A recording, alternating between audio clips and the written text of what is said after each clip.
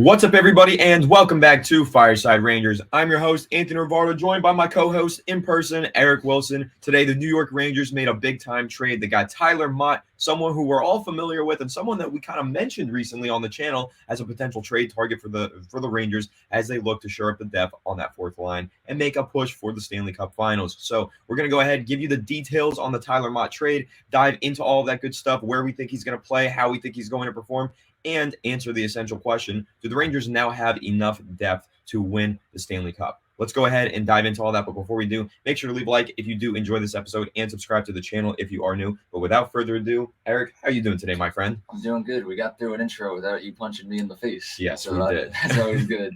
But Rangers-wise, unfortunately, the win streak came to an end at 7 games last night against Calgary. But we're still on like a 10-game point streak. So at the end of the day, we're still picking up points and doing what we got to do to maintain a pretty solid divisional spot right now.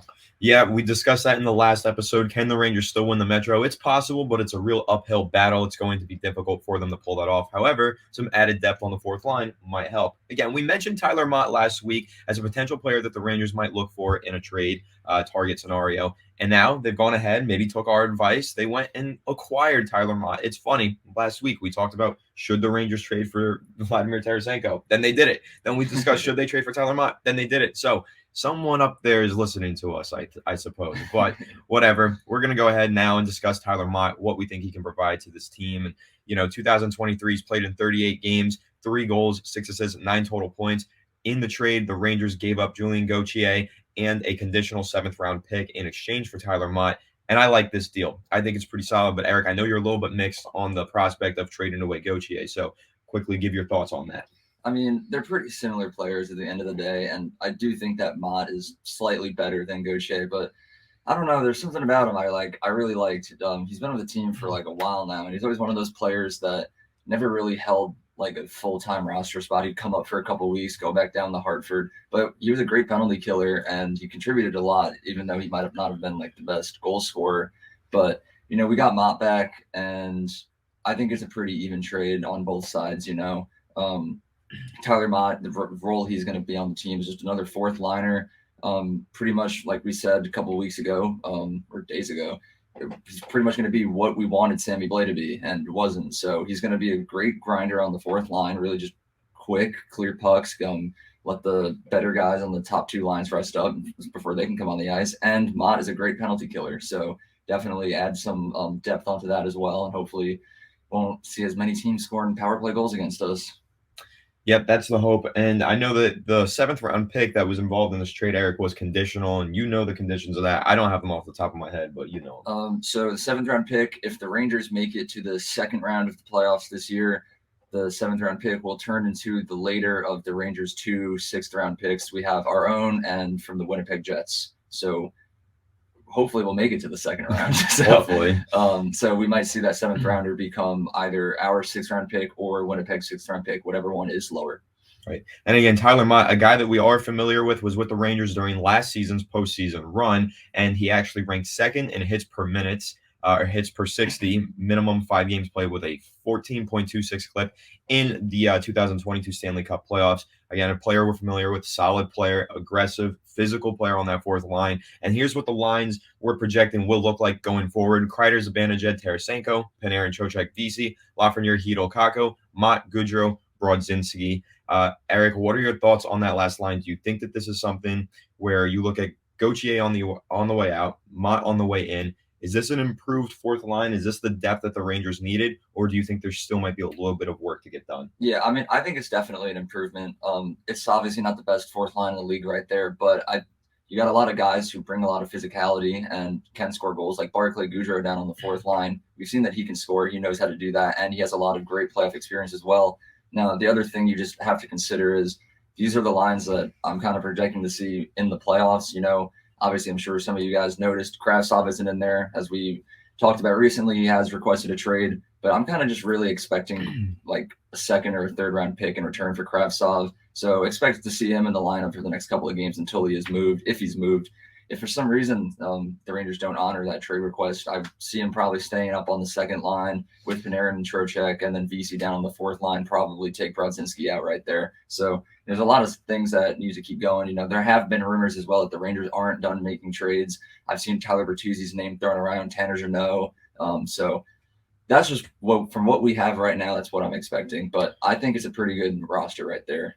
Yeah, and if you take a look at the lines that Forever Blue Shirts has out, their projections following this trade, they look relatively the same, not the exact same. However, first line is the same, second line is the same, but their fourth line, they have Lashishin on the fourth line alongside Goudreau and Motte rather than Brodzinski. But the Rangers are going to keep swapping players in and out, so we'll see probably both of those players mixed in there. But of course, keeping the kid line intact on the third line.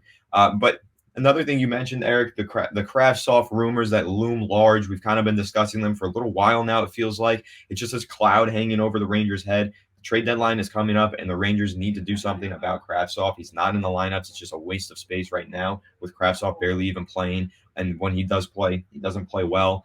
I think that they're going to look to trade him really soon, but you mentioned that you think they just get a pick for him. But who replaces him? Because obviously they want to trade him away, find the replacement for him. There's an idea that Forever Blue Shirts tweeted out today of trading Kravtsov and making a trade for Tanner Jeannot, maybe a one-to-one swap for those two guys.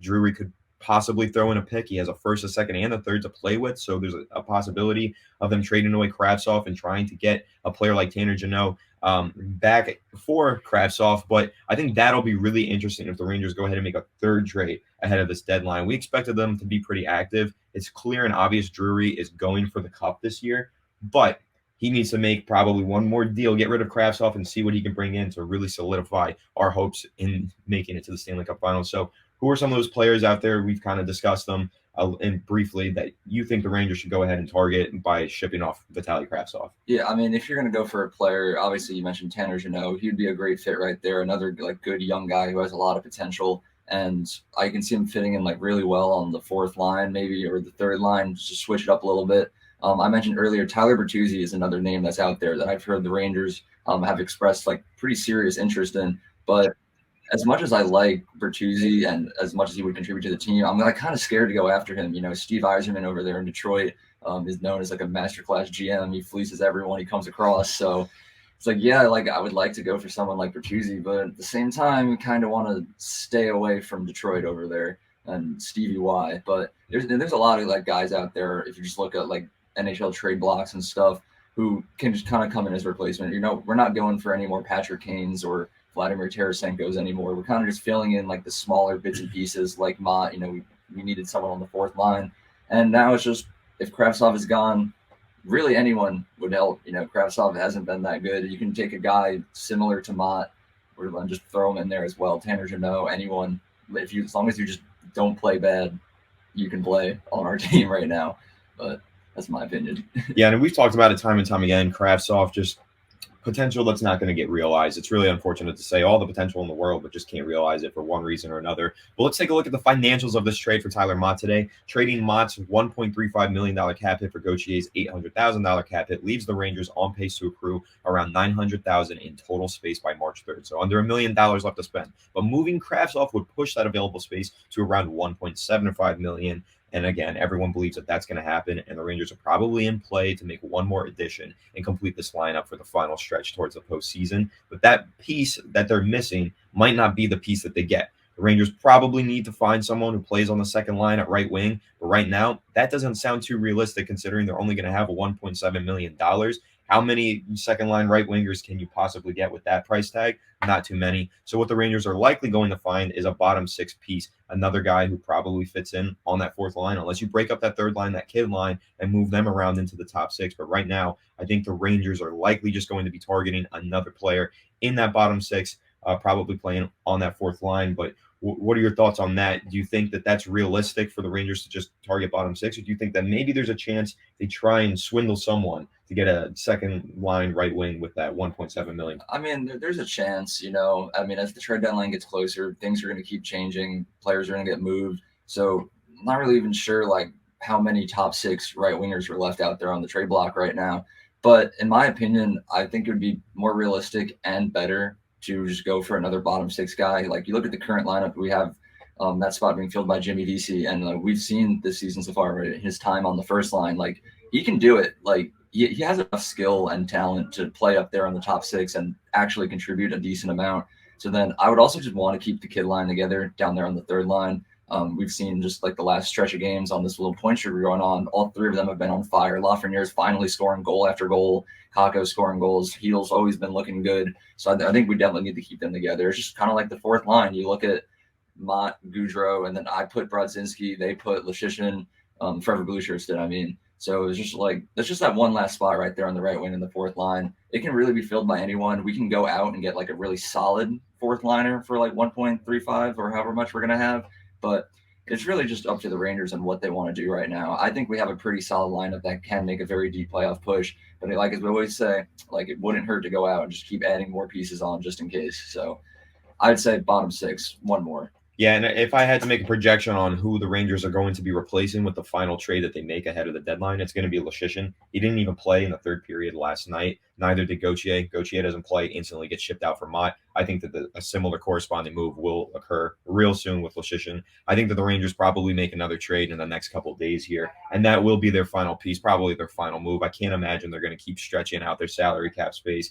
and trying to make Drury jump through a million hoops and hurdles to really bolster this roster. But when you look at that, Kravtsov, if he's on his way out, they'll have 1.75 million. That can get you someone really solid on that fourth line center position over Leschyshyn. And I think that's the move that the Rangers are going to make. And I'm really excited to see who exactly they might acquire. And we're going to go ahead in the coming days, preview a couple players around the league that we think the Rangers could end up trading for. We've mentioned some of them today, but we'll dive deeper into them on the channel. So make sure to subscribe and stay tuned for all those episodes. And when the Rangers inevitably make this final trade ahead of the deadline, you will be updated right here on Fireside Rangers. So make sure to subscribe and ring the bell so you don't miss any updates, any episodes that we post on the channel. And leave a like if you did enjoy this episode. Comment your thoughts on it down below. We'll catch you on the next one. Have a good one. And let's go Rangers.